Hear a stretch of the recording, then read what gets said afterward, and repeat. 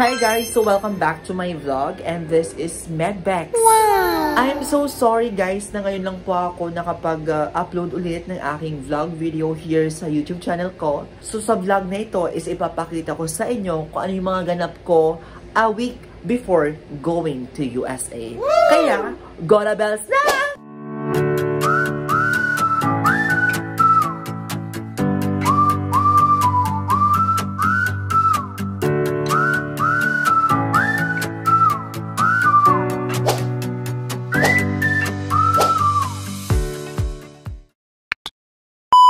Guys, so papunta tayo sa bahay ni mother ko! Let's go! So may driver tayo na hangover pa. What? That's my mother. My brother. My brother is not a pig. Hindi siya baboy. Chocolate siya.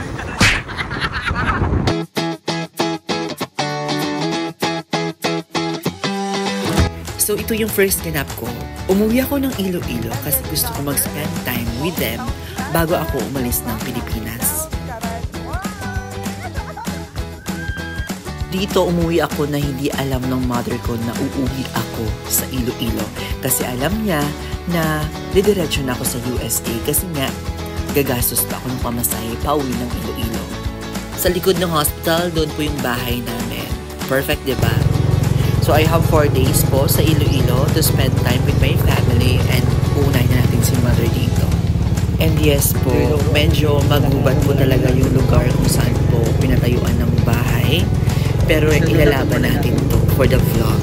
Para at least alam nyo din po yung mga ka-Medbex natin dyan kung saan talaga nanggaling si Medbex. So dyan po ako nanggaling sa ambulance. Hindi po. Papasok tayo sa loob. So nung dumating ako sa may Iloilo is nakitulog muna ako kila tita ko, kila tita Nils as my supportive tita Eva.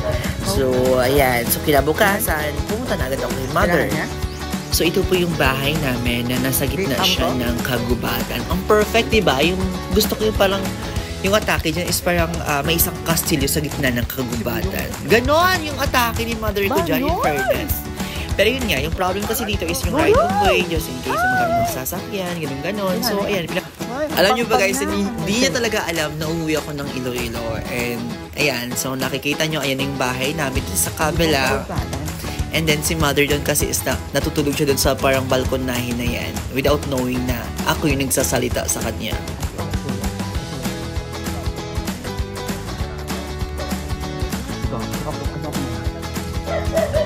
Hi!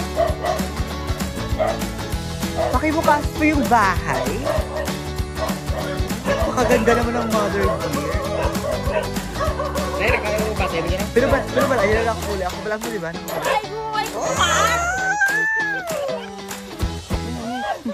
Diba? Shock na shock si mother dear. Char!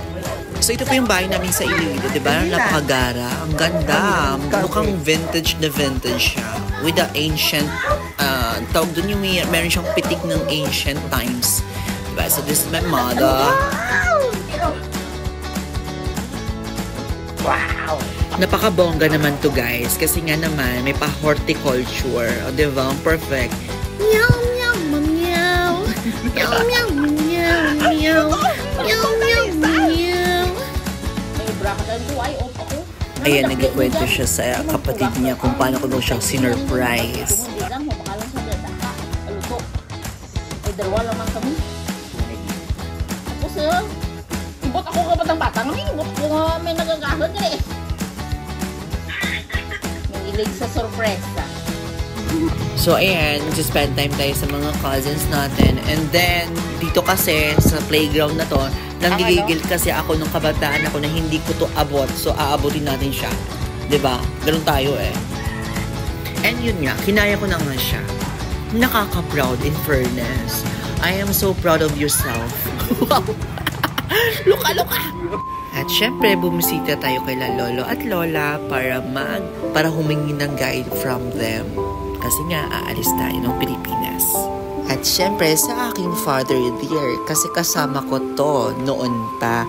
Simulan nung college ako, kasama ko yung picture niya, yung driver's license niya. And then, nung lumipat na ako ng Manila, dala ko yung kanyang picture. Ito yon. So every process ko na papunta sa US, dala ko yung frame ni Father from PTE, AACP at saka US Embassy interview. Diba? Ang perfect ni Father Kia. Anong ka-diablo ka ba sa imo maamos? Anong di man? Nadugay na. Secret! Ay, kadugay. Halin! Lahat ba? Ano magluto? Ang wala Luto kami, Ken!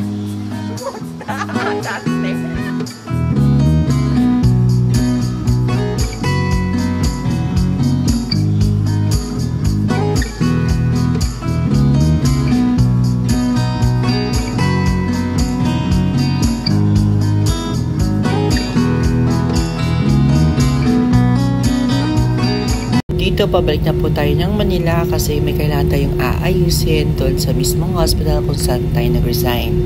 Kasi kailangan natin matapos yung clearance bago tayo, naman lumarga talaga ng bongga. During this time po is iniisip ko na lang po na I am so blessed po na meron po akong family na very supportive, na kahit wala kaming, hindi kami mayaman pero napaka-supportive pa rin nila. So pagkabalik ng Manila, medical mission tayo. Hello everyone! My God, dito na po kami. Medyo ang haba ng biyahe namin. Kasi pupunta kami ngayon dito. Dito kami sa Muntinlupa. Muntinlupa! Muntinlupa! As in M-O-O-N. Yes. So bababa na kami kasi kakarating lang po namin sa Queens. And this is my last medical mission with dermatology and the SRF Foundation.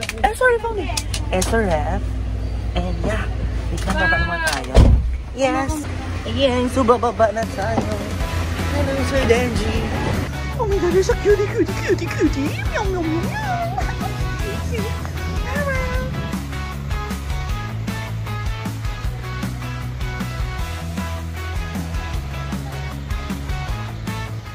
It is an exciting day as we're at the JRRMC Dermatology and Skin Research Foundation's mission here in Muntinlupa, where they're providing essential healthcare and giving lecture about skin cancer. Ituro namin sa inyo para din ma-share nyo dito sa mga kakilala nyo na gumawala dito para at least maitulong natin dito lahat yung mga dito. Thanks to our amazing sponsors, we're able to give out essential medications to over 300 patients today, completely free of charge. These generous donors understand the importance of healthcare, especially for those who may not have access to the necessary treatments. Patients from all over Southfield Muntinlupa are getting expert consultations from skilled dermatologists with everything from skincare advice to treatments for various conditions.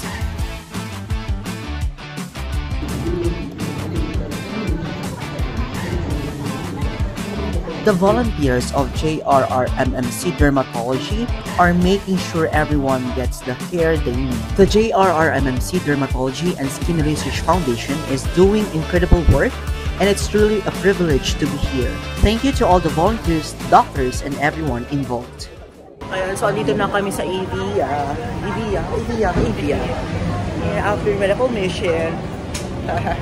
Denji. Mga kabon.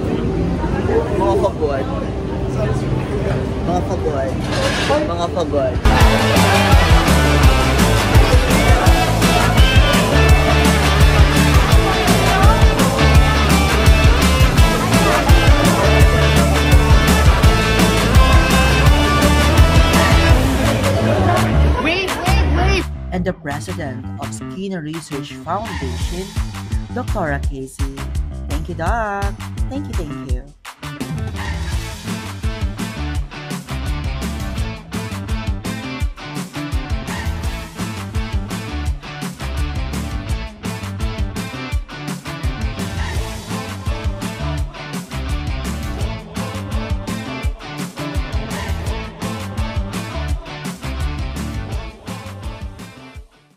At syempre, hindi magpapatalo yung bonding ng doctor at saka medtech. Hindi nyo kaya magturukan ng bakuna sa isang coffee shop kasi ang tagal pa po ng order namin. Ayan. Syempre, hindi siya masakit. Kaya sa mga naghahanap dyan ng pedia doctor po around Imus or Baco or Cavite, I would recommend my pedia tita doc. So ngayon, pupunta tayo sa Mereto kasi kikitain natin yung mga medtech content creators, lover details at saka si Dermacha, na kasi Jewel. So yeah, Then after that, pupunta tayo ng St. Jude kasi nga last day ngayon ng mismo MTLE board examination. So yeah, we're going to pray for them and for ourselves also. So let's go.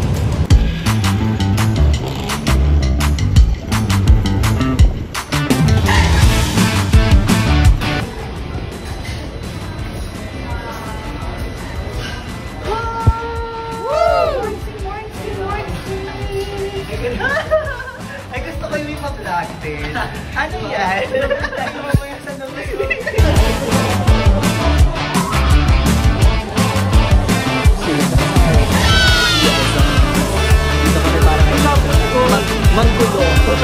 Since wala kami magawa that time, nag-content na lang din kami.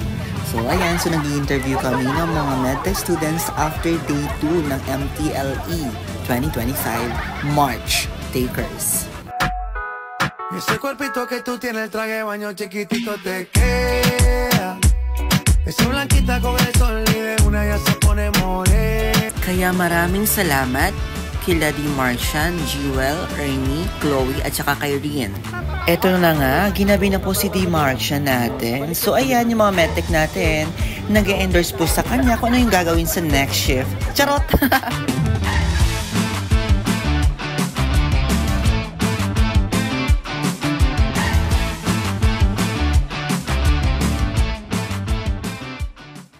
Ayan, so papunta tayo ng SM San Lazaro kasi nga mag-grocery tayo na mga kailangan na ilagay din sa maleta papunta sa US. So bibili siguro ako ng Milo. Charis! Pero everyday okay. Oh my God! Yakult yun.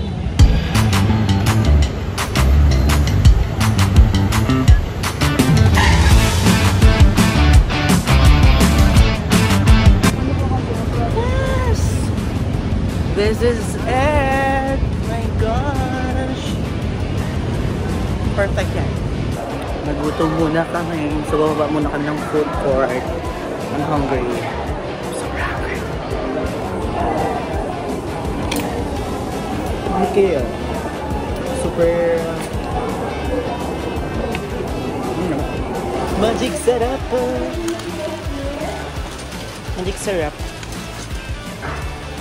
Ayan, so kukuha tayo ng pancit canton. Siyempre, this one. Magatas. Ilang pancit canton kayong kaya ko? Dalawa. Ano ba? Yeah. Bakit? Ilang pancit canton? Mas bako. Mas gusto nga itong yakisoba.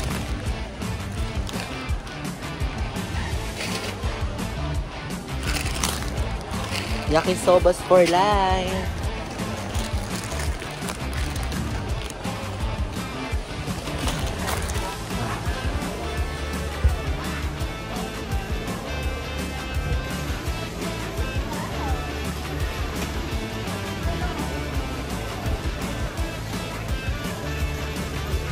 Yeah. Oh.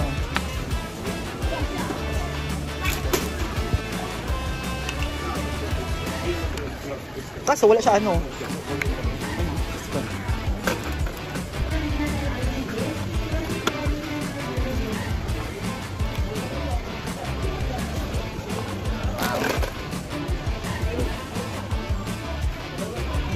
Angry nga pas pala.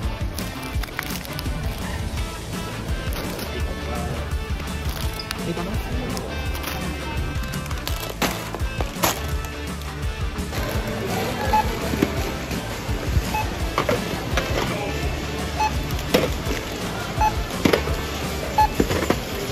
Andito na po tayo sa bahay and nag-i-empake po ako ngayon. So, kung makikita nyo po dito ngayon, ito, ipapakita ko sa inyo kung yung mukha ng aking maleta. Kasi dapat, sa akin lang, isang maleta lang talaga, okay na ako. Basta malaki yung size or yung large na size na maleta, okay na ako doon. Pero kasi, sabi ko, sayang kasi yung binigay na dalawang maleta na para sa amin. So, sabi ko kay tita na yung isang maleta gagamitin na lang doon na kung may ipapasabay siya ng mga pagkain. So, at least magamit ba yung ganun. Para hindi masayang isang maleta. Ayan, so ito, papakita ko sa inyo. And so ito po yung laman ng aking maleta. Perfect. May kape tayo, may mga kanton. You know naman, kung wala tayong makain talaga, magkakanton tayo doon. At saka yung mga pork beans, tuna, at saka yung kay tita. Dito po yung kay tita. Hindi nakasya doon sa isang maleta. Ayan, so ito yun. So, syempre, hindi makakalimutan ni Medbex ang kaniyang wig. Ilalagay yung wig natin. Ito pa, yung wig natin, dadalhin natin to. Ipapakera din natin sa US kasi masyado yung busy and dry. Okay, let's do this. Siyempre, alam ko naman na spring ngayon doon sa mismong state kung saan ako pupunta. Pero bumili pa rin naman ako ng heat tech sa Uniqlo. Bakit? Kasi po nakasil siya ngayon. Kasi diba, pag summer, nakasil yung heat tech. So, umorder ako sa Uniqlo online kasi online lang po siya mabibili. Magkano? Nasa 599 na lang siya. So, ayun. So, bumili ako ng 3 kasi you know naman, naka-sale. Sayang din naman. Umorder na rin kayo ng heat tech habang naka-sale pa. Yun lang naman yun sa akin. And thank you so much kila Calvin at saka kay Mommy Mark sa pagbigay ng advice sa akin kung ano yung mga dapat dalhin sa US or ano dapat ilagay sa maleta. Thank you so much, Mommy Mark at saka kay Calvin. Pwede lang sana ilagay yung mga pusa sa maleta. Ginawa ko na talaga, be. Kaso ayaw bawal. Ayan, so ito po yung aking mga maleta. Ready na po siya. So wala naman ang kulang. Lahat nakaset na. Okay na, ready na tayo. I-ready ko na lang po yung mga documents. So kailangan kong may mga ipa-photocopy. Kasi yun naman, mas okay na sure tayo. Diba? Perfect. Tapos meron ako doon sa dulo na for carry-on baggage natin. So hindi ko pa siya piniprepare pero gagamitin natin yun. Pero ito yung gagamitin natin for baggage check-in. Yung dalawa. Perfect, diba?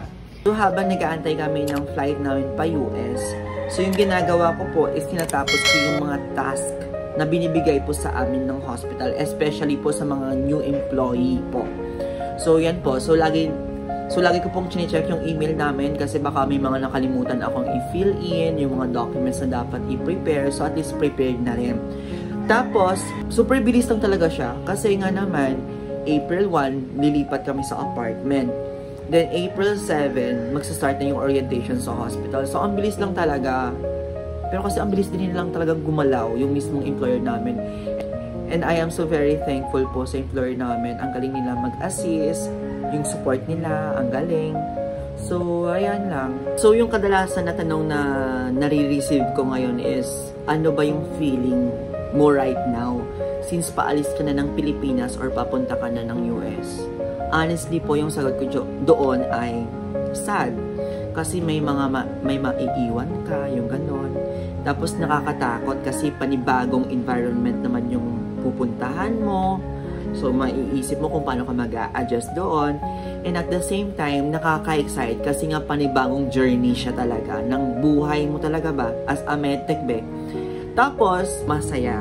Kasi nga parang paisa-isa natutupad yung mga dream mo in life. So, yun, masaya siya. In total, mixed emotion talaga be. Yes, mixed emotions yung nararamdaman namin ngayon or nararamdaman ko talaga.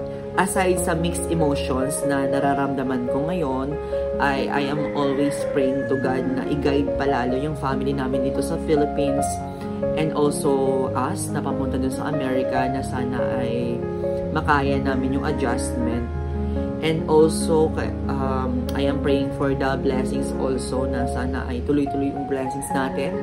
Especially sa mga medtechs natin dyan na nag-a-apply din for abroad na sana ay matupad din yung mga dreams nyo in life. So, yun lang. So, dito lang muna po magtatapos yung ating video and see you in my next video. So, abang-abangan nyo guys kasi magpo-post pa tayo ng another video. Ay, nako! This is a long journey po ng pagiging, you know, US medtech natin or US Medical Laboratory Scientist natin. And I am so very excited po na i-share po sa inyong lahat. And thank you po sa pagsusupport kay Medbex. So please like and share and subscribe po sa aking YouTube channel. Thank you guys! God bless us all! This is it.